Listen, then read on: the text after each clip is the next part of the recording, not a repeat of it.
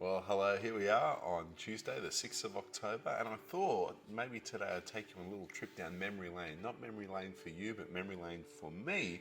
With just a passage of scripture that became very warm and close to my heart a number of years ago. I remember I was studying in my second year at college. And as I read this verse, it did what not many verses have done. It actually brought me to tears. Let me share it with you. It's Matthew 11, verse 27. It says, this is Jesus speaking. All things have been committed to me by my Father. No one knows the Son except the Father. And no one knows the Father except the Son, and those to whom the Son chooses to reveal him. What you've got here is a very closed picture of knowing. This is God the Father and God the Son, who in the Holy Spirit know one another. And Jesus says, no one knows the Father but the Son, and no one knows the Son but the Father. And no one will know the Father unless the Son chooses to reveal him.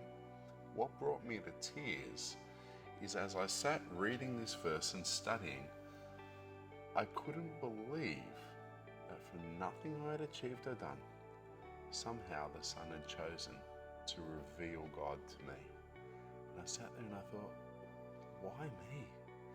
And they weren't tears of sadness, they were tears of joy as I realized with great gratitude that God had chosen to do just an amazingly gracious thing in opening up this closed circle of knowledge and say, hi Shane, I'm your creator, want to come and know me?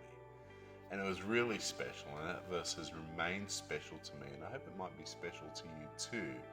That no matter what the season or the times, remember we have a God who is gracious and a God who loves us and has done an amazing thing, that in his Son he has chosen to make himself known. And I think one of the things that I also learned from this is how much a spirit of entitlement or thinking I deserve is such a thief of joy. But when we remain with a posture of gratitude, gratitude seems to promote wonderful joy and celebration as we remember the great things we have are because we have a God who loves us. I hope that might bless your week this week as you reflect upon Matthew 11:27. A couple of things to bring you up to date with this week. Some things just to remind you, some to bring you up to date on. Some of you I know have been putting together items for your Operation Christmas Child shoeboxes. Just a reminder to finish those up as they are due back a little bit later this month in October. Thank you again to those who have been bringing in non-perishable items for Anglicare. We do appreciate those, as do Anglicare, so keep those rolling in. Can I remind you, I know sometimes you might be hesitant with registering for church because you think, ooh, it's like the last Tim Tam, I don't want to steal that and someone else misses out. The worst thing in the world is to have a chair without you in it. So let me encourage you, if you want to come to church, and I hope you do, just get your registration in early. Don't worry about stealing someone else's spot. If we find spots are getting stolen, we might just have to make further arrangements to make more spots available somehow. But please don't hesitate.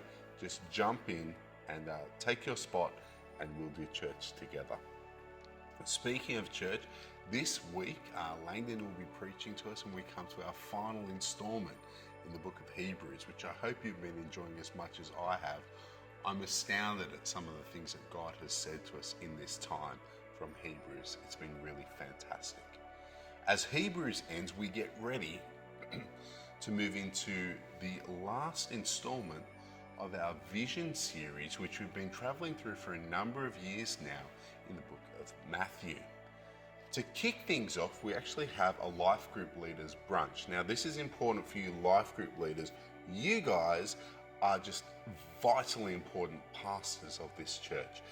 So we want to invite you to come along on Saturday the 17th of October from 9 till 11 to a life group leaders brunch. Now you might say, that's a little bit later than usual.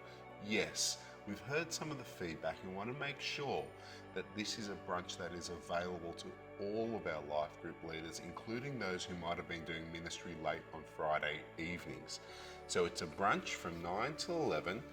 Ian will be speaking at that time, opening a little bit of Matthew and sharing a little bit of what we see as part of the vision, and particularly the vision in the last part of his leadership of Victory Anglican Church. Your RSVP is required, so if you can let the office know or let Joe Brain know, and a $2 donation would be really helpful just to cover the brunch as well. So we hope we can see you at the Life Group Leaders brunch on the 17th of October.